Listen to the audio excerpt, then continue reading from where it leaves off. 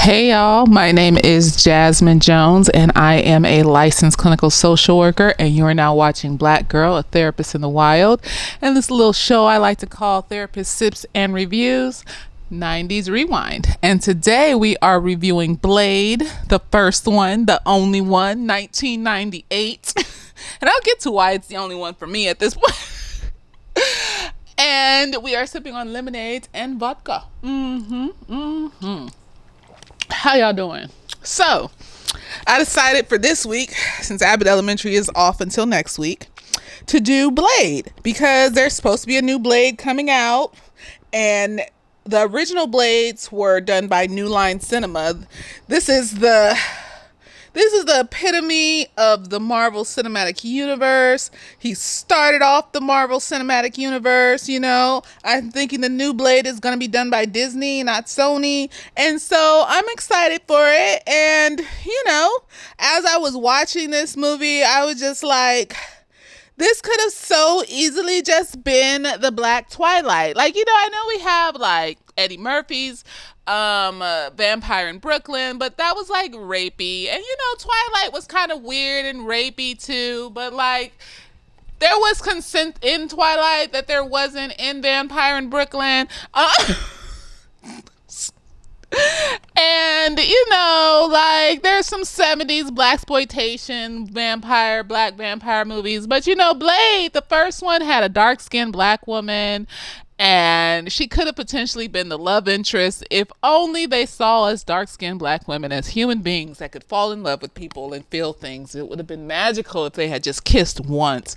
Because the second Blade, they surrounded him by white people, and the third Blade, well, we don't like to talk about that, but I really truly do feel that the more they desaturated the color from these movies, the worse that they got. The second one wasn't bad, but it's just noticeably devoid of blackness and things except for Wesley Snipes. I mean, I've heard that Ryan Coogler and Michael B. Jordan may be working on a black vampire movie, but, you know, based off of the, you know, only black or biracial people in Creed 3, biracial women were all light-skinned or biracial. And the only dark-skinned black woman was like the maid, the mother's maid who never talked.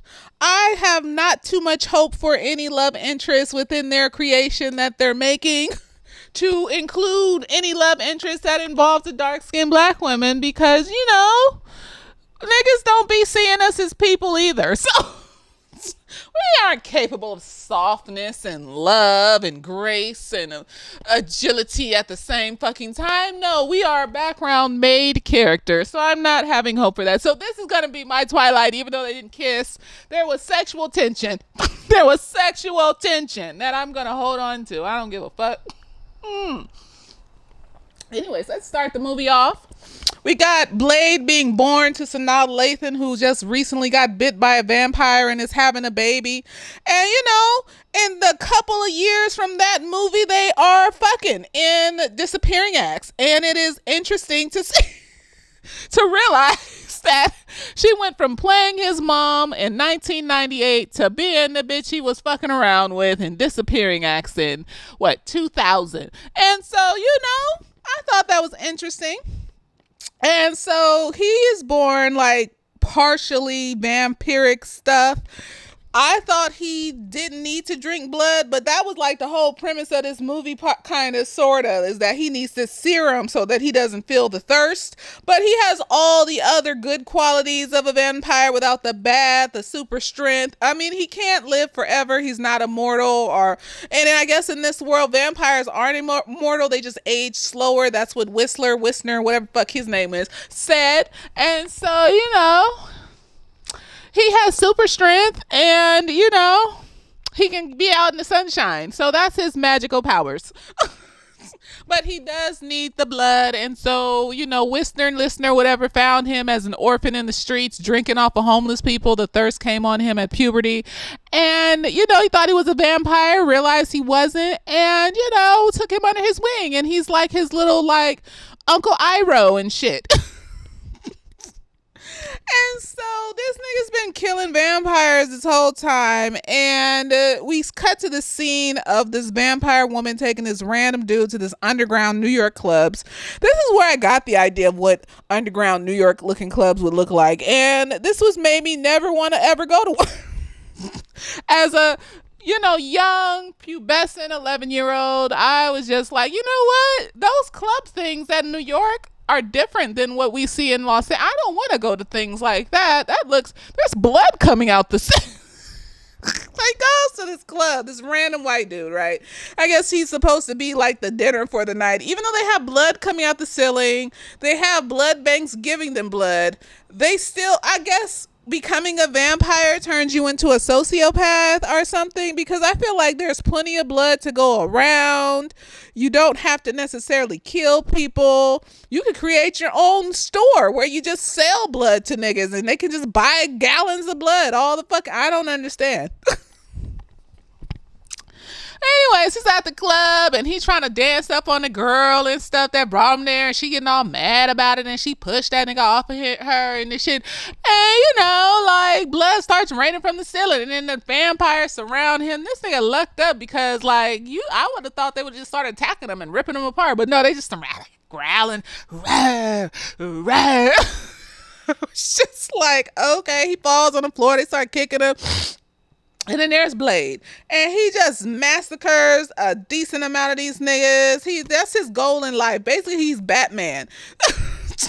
His goal in life is vengeance for the criminals that killed his mother. He's Batman. And I just feel like, you know what? I would love it if Batman was black, because I feel like we have a reason to want vengeance in the world and be heartless and cold and only focus on vengeance. But it's not healthy, of course. The woman he ends up with that's helping him, Karen, whatever her name is, even says, a cold heart is a dead heart. Nigga, like, wake the fuck up. It's not that serious. And so, he goes in there, and then the nigga from Grounded for Life, that nigga, that's the only show I know him from. I know he's been in other movies since Grounded for Life, but that's what I know him from, because I used to watch that shit in college. I used to watch the reruns because I didn't have cable. And you get tired of just streaming movies online on the free sites and shit. It was just like, well, we didn't have Netflix to stream, so you sit up there watching Reba reruns and Grounded for Life and King of Queens and shit. And I like them shows. I don't care. So Grounded for Life nigga come after him, and I just feel like I'm just looking at this, and this nigga is a stickler for punishment. By the end of this movie, I feel like the Grounded for Life nigga, that's a kink nigga, because you can't beat this man. You even told Deacon, the main nigga, that this nigga is unbeatable, but you keep trying. Like, I feel like you are a stickler. You like the pain. You like, because you gonna heal back, and you like trying to be his little Joker to his Batman. Like, I'm gonna come and get you, and then get your arm cut off, and then it grows back, and then you do it again. And I'm just like, no, you like that. You like that. You like coming after this nigga. So this nigga even said, like, I just chop you up over and over, and you just keep coming back. Maybe if I set you on fire. I feel like a little bit like, because at the end of the thing, he cut that nigga's head off and was done with him. I feel like a little bit like, like, are you enjoying this too, Blade? Because all you gotta do is cut this nigga's head off. If you know from jump you had to cut this nigga's head off, why would you just cut this nigga's head off? But whatever. We can't, this isn't my bromance. This is their bromance. And so we're just going to let them have their bromance. So he pins this nigga to the wall. The white dude that was there lives. He jumps out. And then a nigga that got pinned to the wall and burnt up, Grounded for Life nigga, ends up in the morgue, and that's where we meet Karen. So she's a doctor, right? She's a hematologist and shit.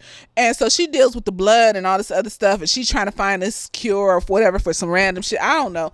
And she's looking at this dude's blood, and of course it's vampire blood, so it's doing all this weird shit and da-da-da. And then her ex nigga is working with her, and he up in there whining, and some white dude talking about, why can't we be together? And so while they hovering over the dude's body, of course he's not dead because he didn't disintegrate. So he jumps up, bites this dude in the neck, and then bites her. And then like Blade pops up, and then like she on the floor just watching, and then Blade kidnaps her and stuff to heal her or whatever. And you know, he sees his mother in her, and I was just like, do you see more than your mother in her, daddy? Because y'all could make a thing out of this. You could have somebody. She could be the person that heals you while, and you could be the person that fucks her. It's just I wish they would have just turned it into something more. I just wanted them to kiss one fucking time, because Wesley Snipes, young Wesley Snipes, like he's my height, like 5'9", 5'10".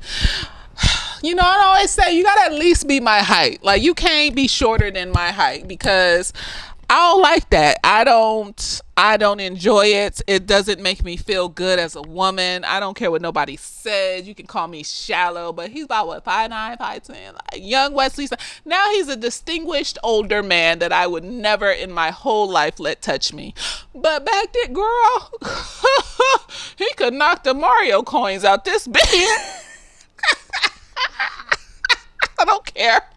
That nigga was fine. Now I have an affinity for baggy leather pants. It's gone. We've upgraded from the gray sweatpants to baggy leather pants. But you actually have to have some shit in order to wear baggy leather pants, because they will hide everything. So that means that nigga got some shit, because he was showing some shit when he was strutting in them baggy leather pants. And I was just like, this is going to be all over the place, because that nigga was fine.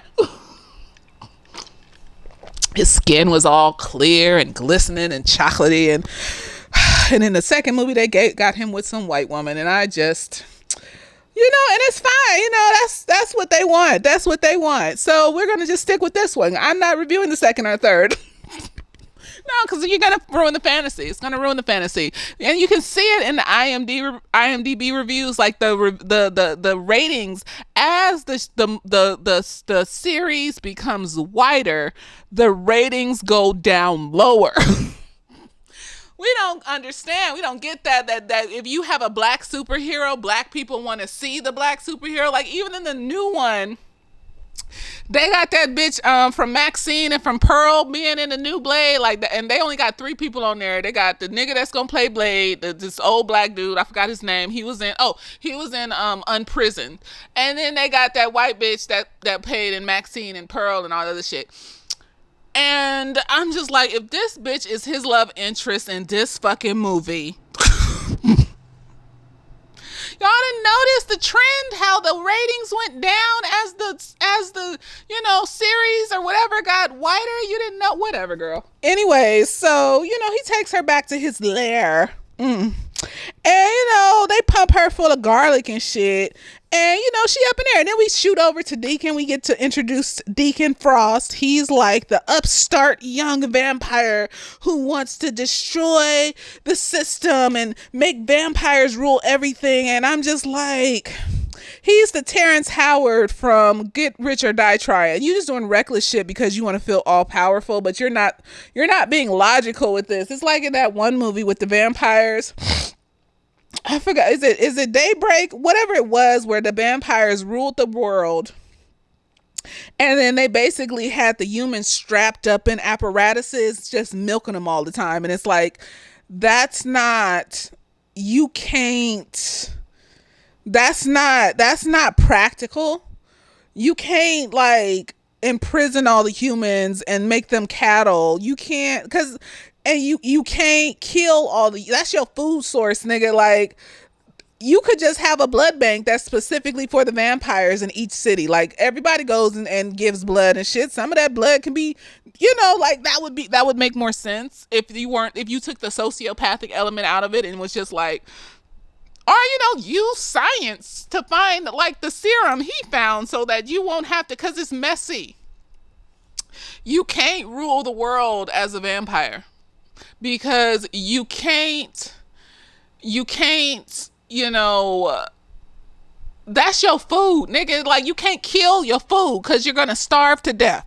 And you can't imprison all of your food and milk them, because I don't think over time the humans would last that long either. Like you can't do that. You have to figure out a way to coexist like the elders did. They figured out a way to coexist with these people so that they could still eat and just live. Like, you just don't want to live life. You just want to exit life. I think it's because they live forever and then you get bored. It's like super rich people when they don't have any kind of groundedness in themselves or self-love, and then they get bored and start having like orgies and killing people. And I could probably kill a bunch of people. I could probably have a bunch of weird ass fucking sex because I'm so rich. I don't have any problems. I need to create problems in order to feel something inside, instead of just like, if I was rich, I would just be chilling. I'd probably still go to work, because I like what I do. I like being a therapist. I'd probably like grow that a little bit more, because I'm rich now. But like, I probably even wouldn't do that. I'd probably just be chilling. I would take more vacations and I would just be chilling. Like, life is good. I don't need to think about nothing. Bills are paid. I'm just chilling. I'm helping my clients on the days that I work. And I'm just like, that's because I love myself and I feel fulfilled in me. Like, I don't need the outside things to make me feel fulfilled. As long as I got food and shelter, like, that's physical shit. Like, I would probably not survive homeless. I would not survive without food and shit. So, it's like that. Like, all this time in the world, millennia after millennia, just bored and shit. And so they just be coming up with random shit to do. Like, so he just is like, we need to bring back the blood god and take over the world. And these are just cattle. And the elders just looking at him like, nigga, are you stupid? Why can't you just be chill, Deacon? Just chill the fuck out, Deacon. And so Deacon over here trying to like be the upstart young person that he is. And then we shoot back over to Karen. She's waking up after her garlic shot. I guess it staved off the, vampiric poison for a little bit. And then she gets up and she's looking around his room and he got his little cute little reading nook over there. I was like, we could do some things in that reading nook. His little altar over here to his mom. And I was like, that's beautiful. He's spiritual too, girl. He's an intellect. He got a reading nook. He got his altar over here. He's spiritual. Look at all these books he got in here. He reads. He's fine and he's smart and he's spiritual, girl. This is a good foundation, bitch. And he looked good in some leather pants, bitch. And then she going downstairs and she listening to them talk, and he's and Whistler like Uncle Iroh. I don't call him Whistler. I don't call him Uncle Iroh, bitch. Uncle Iroh's just like, why are you bringing home strays? Why didn't you kill her? And he was just like, oh no, I think he liked her or some shit, but he never really tried to fuck her or whatever. But I just feel like it could have happened.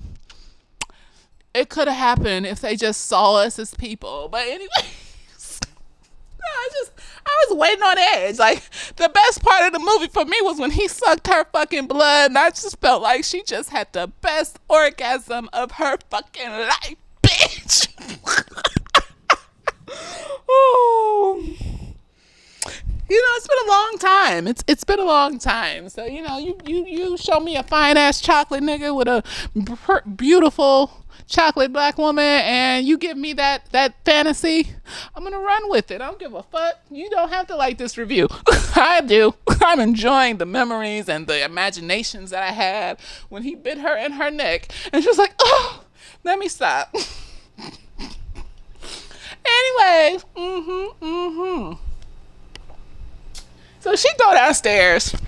She listens to him talk, and he's like talking about the serum and how it's taking longer and longer for it to work or some shit. I don't care about that shit. And then they find out she listening, and then they tell her who they are and be aware of vampires, and then they like drop her off at her house. Basically, they're like, oh well, you go on and you be careful now. You hear? And she just like, you just gonna leave me after telling me these niggas are after me? And they gave her a little thing of pepper spray. I was like, at least give her a silver fucking knife or some shit, nigga. Why you giving her fucking, I guess because then you can stay at a distance. Give her a gun with some silver bullets. I don't know why they're mixing up werewolf toxins with vampire toxins. Vampires don't like silver. Maybe they be adding and taking away from the vampire lore, so I don't fucking know. Anyways. Anyways, so like, what was I? She go up to her apartment, right? And like, These niggas is behind her with the little hieroglyphs on their neck, so she think it's them. I think it was them too, but I think they was like the backup. Ugh. I think it was like the backup in case she ran out the apartment or some shit, because they had the things on their neck.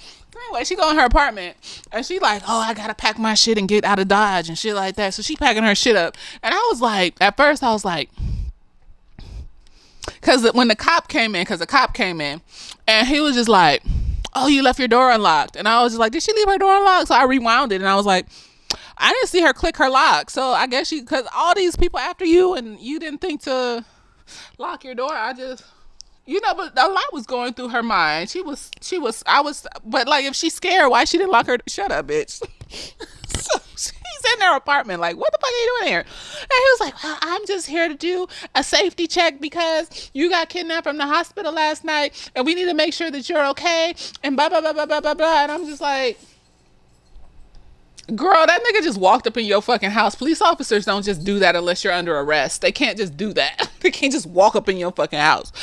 And so she like is like, no, I'm good. And then he was like, okay, well, and then she asked about her ex, and he's like, oh, your ex didn't make it, da, da, da, da. And but you about to die too. And then he tried to kill her, and she sprayed him with the garlic shit. And he's like, why you spraying me with garlic? I'm not. Who said I was a vampire? And like Blade is right behind him, of course. So he used her as bait. Naughty Blade, naughty you. Why would you? He's so fine. You don't let that slide. I don't give a fuck. He's so naughty. So naughty. So anyways, like, he goes up in there and he like gets the officer. He trying to figure out what Deacon Snow or Deacon Frost or Deacon Ice. Snow, frost, ice, all of the mixes of the snow. What he's trying to do, like, what's his plan? And it is like, oh, we're talking about da, da, da. So he runs off, and then Blade basically follows him to where all the shit is, the little vampire library and shit. And there is this 600-pound life vampire out down there, and I'm just like, okay, so we're just, because these vampires can be born. What kind of lore is this? Like, they can have babies. Every vampire thing I've seen, your shit is dead. You can fuck and nut and everything, but you can't grow life. So I'm just, how are they born? Is your shit not dead in this vampire universe? Let me know. I didn't read the comic books. If the comic book is more than 20 20 books, I'm not reading that. This shit is be like, Marvel should be like 500, 600, 700, all the way since the 1920s. Why do you think I don't read them? I'm not reading those comic books. I'll read a good manga, I'll read a, 20 book manga. I'm about to sit up here and read some, because I feel like I need to start at the beginning. If I'm going to read Superman, I'm going to read the very first Superman they wrote, and then I'm going to read it all the way up to the present Superman and shit. And it's like, I would feel like I didn't know most of the story. And so I'm just not going to read that. So tell me, can these niggas have babies? Also, like, what else was I gonna say? How does nigga get this big? They can gain weight, their body can change. Like in Interview for a Vampire, that bitch cut her hair off and it grew back. Like, that hair said, no bitch, you're not cutting me off, bitch. And so I'm just like, so how does nigga get this big? How is he just constant? What did they turn him when he was? Why would you turn this nigga? Was he like a computer genius sitting up in his house and they said they needed him? I'm confused. Was he born this way? And like, they said the vampires age slower. So like, was he born regular and then he just kept eating? Like, or does he have like a thyroid problem? I have questions about Pearl. I'm confused about Pearl. I've never seen an obese vampire except for in Blade, and I am so confused as to how this nigga got obese. So you can be born a vampire. You just age slower. You're not immortal. You can get fat. Like your body can change. I mean, I guess if you can age your body, girl. No, that was the most confusing thing for me. How does nigga get this big? Like he's a vampire. His body, whatever. Anyway, they go down there, and Deacon had been on the thing with Pearl because the cop had showed up at his thing. So Deacon had been on the thing with Pearl, talking to Pearl, and Blade shows up. And he take the hard drive from Pearl, and then this is a badass bitch. Because at first, when he was shooting at the cop, she was like, "Wait, don't hurt him." This bitch was burning this nigga with this UV lamp like a champ, and I was like, "Y'all belong together." She suddenly learned karate. I don't know how she learned how to fight. She's shooting niggas and shit. Like the time was a lot of time passed in the short period of the movie. Like I'm confused. And then, he told her to basically, like, watch Pearl, make sure he don't get up. Can Pearl get up? No, I'm not even, because I seen my 600-pound life on it. I'm not talking about regular ass bodies people. I'm talking about people that got a fucking issue, a disease, something is going on mental health wise and physically to the point where they cannot function in the world because they got too fucking big. And so my thing is, can Pearl even move? Can Pearl get up and charge this bitch? Because I feel like you didn't need to really watch him like that. He fine. He laying there. He ain't gonna move and shit. But she basically, like, burnt this nigga to a fucking crisp. He's still alive, though, because vampires have to, like, turn into, like, ash and shit to be dead. So he was still alive, but she burnt this nigga to a crisp. And this Blade gonna look at her and be like, what? And she was like, he moved. The fuck? I was like, that's a bad bitch. I don't know why they didn't get together, but that's a bad bitch. I mean, I know why they didn't get together. They don't want to see us happy. They don't want to see black women happy with this fine ass, big ass, muscly ass, chocolate ass nigga with the leather pants. And so I got it too much. That was Jesus. He said, girl, shut up. We can pretend. You gonna leave me the fuck out? I'm gonna pretend. I'm pretend she was in all the other movies too, because I'm not gonna go and look at them other movies. She was in the other movies too, and she wasn't. They didn't. She never came. We never saw her again. And you know the fucked up thing? Whistler got killed at the end of this movie. He in the sequel. How he in the sequel? Because I saw the trailers of the sequel, because I forgot what the sequel was about. So I was like, is it black people in the sequel? I was curious. So I looked at the trailer and I was just like, there doesn't appear to be any black people in this one. Except for Blade. And I just, But Whistler's in it. And I'm just like, how did... They probably made up some shit about how he survived, because he never came back at the end of this movie. Was there an after scene? Maybe. I didn't look... Anyways, they blow that shit up, and then they go in there and it's all these scrolls everywhere, all this other shit. And then there is this little black girl vampire, and I just feel like, because an interview with a vampire, we know why they turned that little girl into a vampire. That nigga Luis wanted a baby. He wanted a child to raise. He just felt so fatherly. And even when she got old enough to want to fuck, they was just looking at her like, girl, you're a child. What the fuck is... So my thing is, like, what was the reason to turn this little black girl into a vampire? What you doing with this child, honey? Like, she was sitting up at the party with her legs up like this, just watching the television, just being a child. And I'm just like, please, God, tell me did not turn this girl into a vampire and is touching this baby. Her life has been torturous, and evil. That poor little baby girl. So she running around there and she trying to beat Blade's ass. She know karate too. And like, Blade gets captured and shit, and Deacon come and all this other shit. And then like, no, not Deacon, Grounded for Life nigga come, and then he cut his hand off again or some shit. And then here come Whistler and shit, and they get the fuck up out of there, right? They had this chase scene through the subway, all this random shit happen, action. And I'm back at the little fort. And Blade's like, he's trying to figure out what's on that hard drive, so he give it to Whistler to figure out. So Whistler figures out that this nigga is trying to raise the blood god, mangas, Maron, where the fuck that nigga's. And Blade's like, oh no, we gotta like do something about this. He can't raise the blood god, so one day Blaze just walking around the city or whatever, and then here come Deacon talking to him and shit. And Deacon got this little Asian girl with him. And I'm just like, did he change another little child? Is this nigga a pedophile? What's going on? And it's come to find out the little girl's a hostage, right? So basically Deacon want Blade to join him in his army of people, because he's the day walker, and they got like special sunscreens so they could be out in the sun for a little bit and shit like that, but really like nah. And before that, Deacon had killed the main nigga of the council and took the council into like imprison the council and shit like that, because he gonna use them to raise the manga god. It's some shut up. And so he's standing there with this little Asian girl. I'm like, her hair is thick. She had thick ass fucking hair. I think that's her real hair too.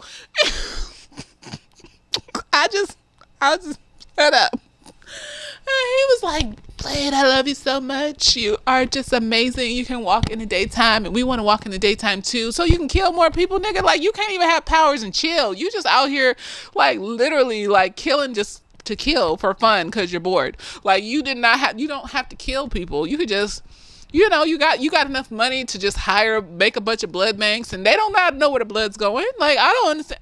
The blood bank could be the fucking store for the vampire. That's the grocery store, nigga. Why can't people just have powers and chill the fuck out? Like One Punch Man or some shit. Or what's that new one that came out that I really like? What is it? Solo leveling and some shit. Like, you just got powers and you just gonna chill, or you gonna like grow your powers, but you're not about to be up here just killing and recklessly and being chaotic for no fucking reason. Like, you know what I mean? Anyways, he's like, Blaze like, no, fuck you, nigga. And so he tried to shoot the nigga, and the nigga throw the little girl into the street, and Blade gotta go get the little girl. And I'm just sitting there like, why doesn't she hear she's a child, she's in shock, but I'm just like, why she don't hear the bus behind her? She just sitting there like, and I was like, girl, you don't hear the bus? Roll out the fucking way. So Blade gotta lift her up, carry her across some cars, and all this time while he doing all this, like, this nigga was there to distract him and shit. They in there at his spot killing Whistler and then taking his bitch. And so basically he get back to his spot. Whistler is up in there with bites all over him and shit, and got stomped and kicked and shit. And he's like, I'm gonna change soon, so like, I need to die and da da da da. And so he like gives him his gun. He's having this whole like panic attack. He's sad. Like, this nigga is one of them niggas that just be holding in all their emotions and acting like they don't got emotions. No, the power is in embracing your emotions, so you can allow yourself to move authentically through the world and what you like and what you don't like. And you can feel comforted in setting boundaries around your emotions so that you don't allow bullshit into your life, and you can accept the good things that come your way. But he don't understand that. He just feels like he has to be completely disconnected from his emotions and dissociated from them, because if he feels his emotions, then he's going to be depressed and sad all the time, and it's going to take him over, and then he won't be able to do shit. And it's like, no, nigga, like, the reason you keep fucking up sometimes is because you won't expel. You constipated. You emotionally constipated, nigga. So anyways, that nigga shoot himself in the head. Then he goes to Deacon Frost's little hideout situation, and ta-da, so now Lathan is still alive. And I guess, she been with that nigga Deacon for so long, and she giving a little sad faces and shit. And you want to believe that she feels bad for her child. She don't. Because when they capture him and tie him up and put him up into the little sarcophagi, and then the bitch come and save him, and he gives her the best orgasm. She was like, no, stop, Blade. I was just like, yes, no, stop, don't. Like, you didn't say the safe word, bitch, so he didn't stop. I don't care. And I just was like, can we trade places? She not enjoying this like she should. You're not. The fuck? She's not enjoying The only mid-level love scene we're gonna get from these two motherfuckers in this movie. You're not enjoying it properly, bitch. Cause he should have blew her fucking back out at some point in this fucking movie. But no. I mean, we got it in Disappearing Acts with Sanaa Lathan. Like that refrigerator scene will always be in my mind. And one day Jesus will send me my husband to recreate. But like, he was a bum in that fucking movie, and in the book he was a bum. So it kind of took away from it. It was just like, this nigga's a fucking bum. And she just allowing this nigga to be bummy and shit. So I mean, this is a fun moment, but then afterwards he's just gonna go back to being a bum. Like, I don't like it. So like in this one, he like superheroed out and shit, and we can't even see him, like, you know, blow some back out real quick. Like, it's fine though. That's all we got. That's all we was gonna get. And then here comes Sanaa Lathan, and she like, how did it feel, Eric? Because that's his name that she gave him or whatever.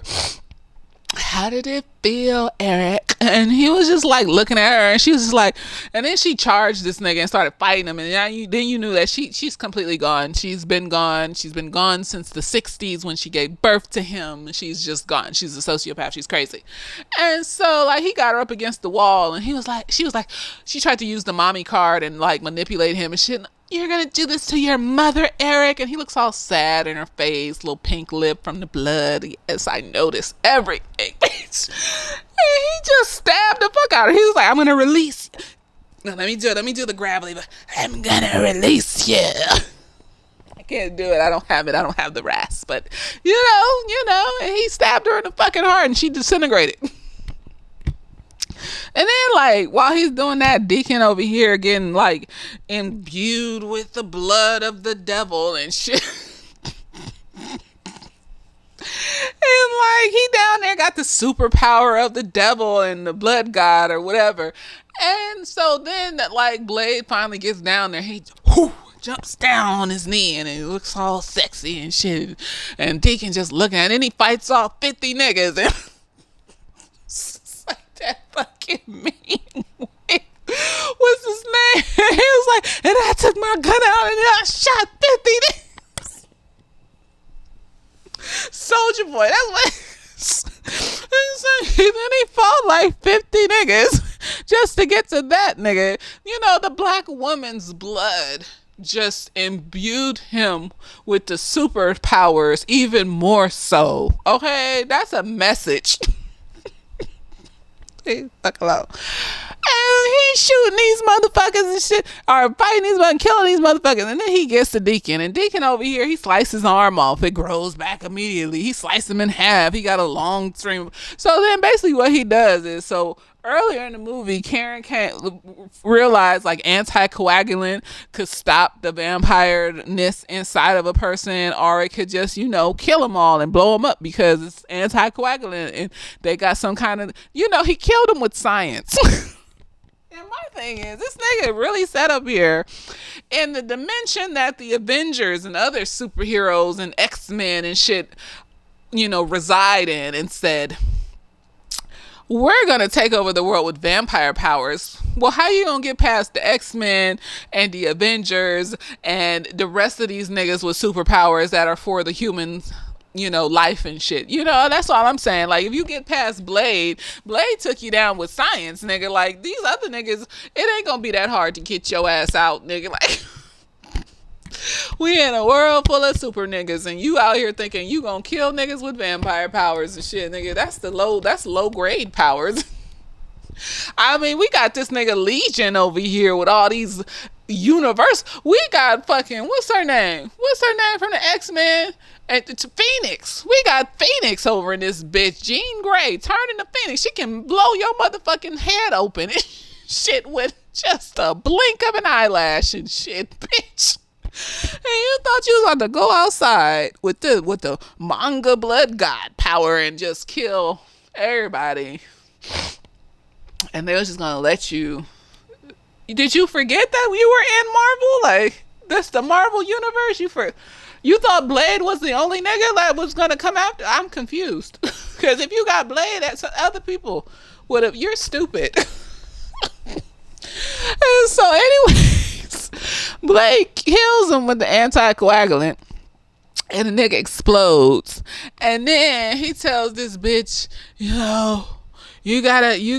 like, you go back to your life. And cause she was like, she had a cure for his for his thirst, but it would have took all his powers. And he was just like, the war is still going on, and I need my power. You get back in the lab and make me better serum. And I was just like a nigga, you give you the best nut of your life, and then he want to put you to fucking work. He don't want to love on you, care for you. But I mean, to be fair, he don't even know how to do that for himself. But I just felt like, you's a nigga, bitch.